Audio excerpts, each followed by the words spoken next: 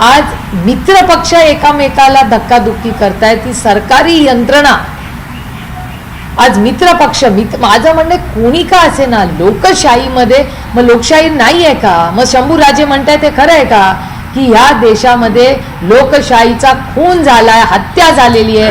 हे पुन्हा पुन्हा दिसतंय. आम्ही विरोधक म्हणून बोलत होतो, आमच्यावर अन्याय झालाच ना. ज्या पद्धतीने आदरणीय पवार साहेबांचा पक्ष फोडला, आदरणीय पवार साहेबांना पक्षाच्या पदावरनं ज्या पद्धतीने काढलं, हे योग्य होतं का?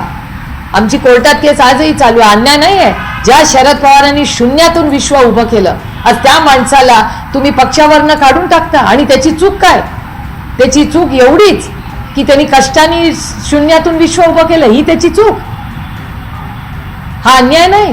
हा उद्धव ठाकरेंवर अन्याय नाही झाला. उद्धवजींचे वडील बाळासाहेब ठाकरेंनी शिवसेना स्थापन केली.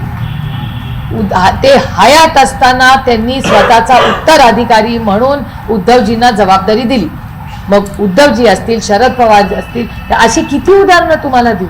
हा आमच्यावर अन्याय नव्हता. मग लोकशाहीची तेव्हाही हत्या झालीच होती ना.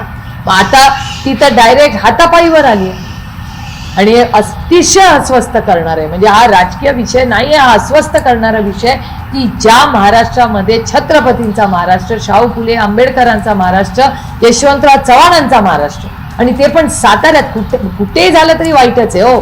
त्यातून पवित्र आपल्या साताऱ्यात जाऊन अशी धक्काधुक्की होते, हे लाजीरवाणी आहे.